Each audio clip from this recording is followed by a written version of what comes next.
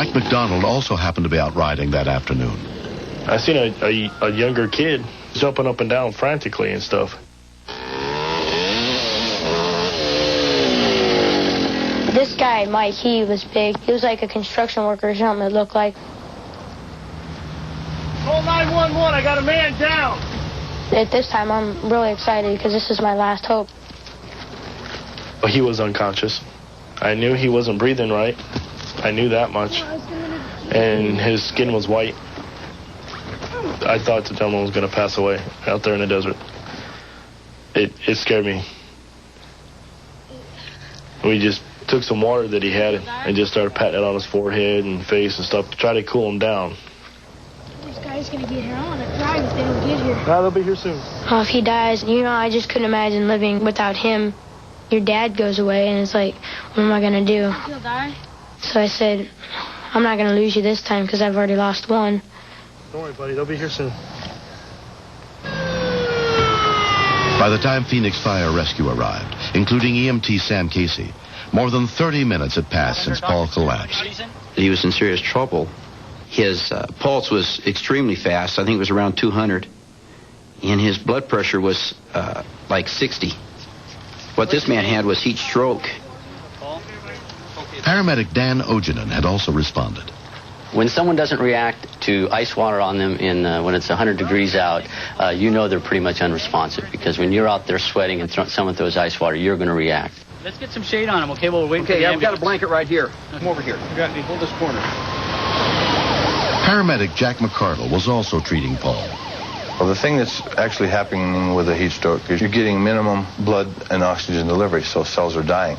That's why with a body temperature of 108, you'd expect some severe brain damage or severe brain death even.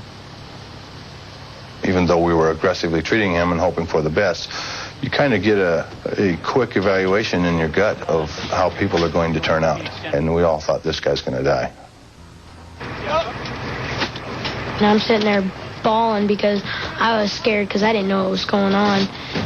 And the paramedics were giving me the impression that he was going to be okay. But I guess that's what they wanted, so I wouldn't be worried more than I already was. At Phoenix General Hospital, 30-year-old Paul Jordan was admitted under the care of emergency physician George Shepard. Okay, this guy was out in the desert. He was thrashing about with a temperature of 107. A heat stroke can affect every system of your body. Your kidneys, your heart, your lungs, your brain, your blood system. We need X-ray. So it's a very dangerous situation. Could we get Central Supply to get us some fans, please?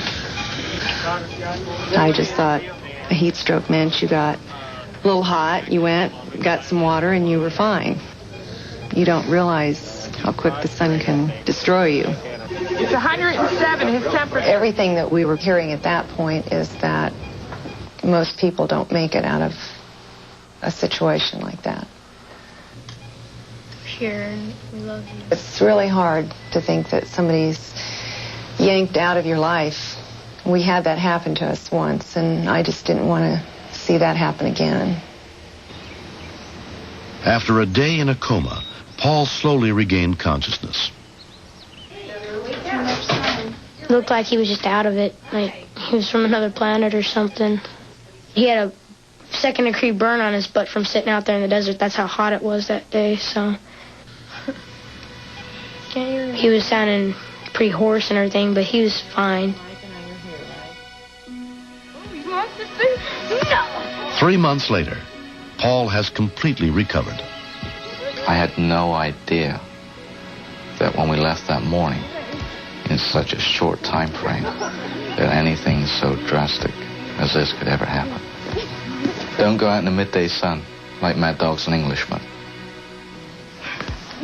I think that he's the luckiest guy I've seen in a long time. He was delivered some extremely quality care at the hospital. He went through some things that most people die from while he was there, and he ended up with no deficits at all.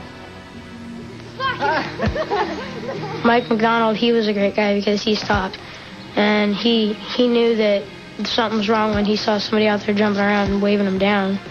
Without him, I couldn't have done that either. I don't know, what's your words? What word do you have? It makes me feel good when I call him Dad. Because I haven't used the word in a long time anyway, so.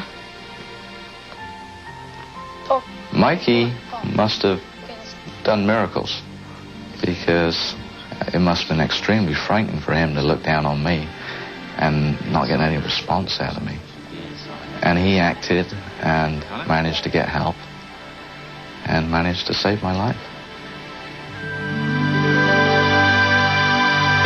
Next. We should never have gone to any place where our safety was in question. We should have been a lot more